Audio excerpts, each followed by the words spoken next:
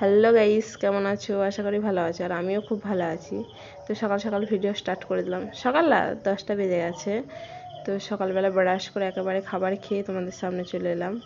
তো এটা ছোটদের মেয়ে, ওকে বলছিলাম তাড়াতাড়ি খেয়ে নে, খাবার পর রেডি হয়ে ভিডিও করব। তো ইনস্টাগ্রাম রিলস করব, ওটাই বলছিলাম ওকে। তো দুজনে মিলে আবার রিলস করা আরম্ভ করে দিয়েছি। তোমরা কমেন্ট করে জানিও এটা কোন গানের রিলস বানাচ্ছিলাম আমরা। ও তো পেছন থেকে বেশ মজা করছিল। তো তোমরা কমেন্ট করে দেখি কে কে বলতে পারো এটা কোন গানে ভিডিও করছি আমরা। তো যাই হোক, ভিডিও করার পর আজকে আমাদের বাড়ি আমার বড়দি আসছে। তো ওটাই আমরা রাস্তায় গিয়ে সবাই দাঁড়িয়ে আছি। ফোন করে এসেছিলো, বাস থেকে নেমে গেছে, আমার ভাই আনতে গেছে। সেটাই রাস্তায় গিয়ে দাঁড়িয়ে আছি যে কখন আসে কখন আসে, ওটাই অপেক্ষা করছিলাম। দিয়ে ফাইনালি চলেও এসছে ওই যে। দিয়ে ভাই আনতে গেছিলো, ও ওর মাসিকে দেখে খুব ছুটছে, ওকে বলছি ছুটিস না পড়ে যাবি। ওকে কার কথা শুনে ও ছুটে গিয়েছে মাসিকে আনতে। বড়দি এসছে আর বড়দির ছেলে এসছে। জামাইবাবু যেহেতু বাইরে গেছে কাজে, ওই কারণে ও জামাইবাবু আর আসেনি।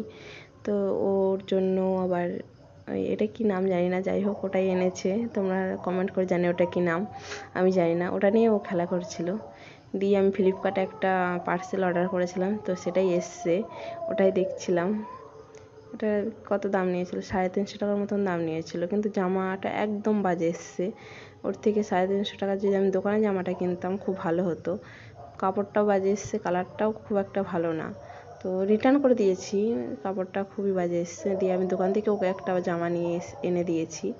তো যাই হোক, জামাটা খুলে দেখছিলাম, সবাই বলছিল জামাটা ভালো হয়নি। পরে দোকান থেকে যে জামাটা এনে দিয়েছিল সেটাই খুব ভালো হয়েছে। ও বিকেলবেলা রাস্তায় দাঁড়িয়ে দাঁড়িয়ে নাচছিল, আমি ওর পেছন থেকে ভিডিও করছিলাম। ও বুঝতেই পারিনি যে আমি ওর ভিডিও করছি, ও নেচেই যাচ্ছে নিজের মনে। তো যাই হোক, ভিডিওটা এই পর্যন্তই। তোমাদের যদি ভালো লাগে তো একটা লাইক, একটা কমেন্ট, শেয়ার করে দেবে। তো দেখা হচ্ছে পরের ভিডিওতে। টাটা, বাই বাই, ভালো থেকো।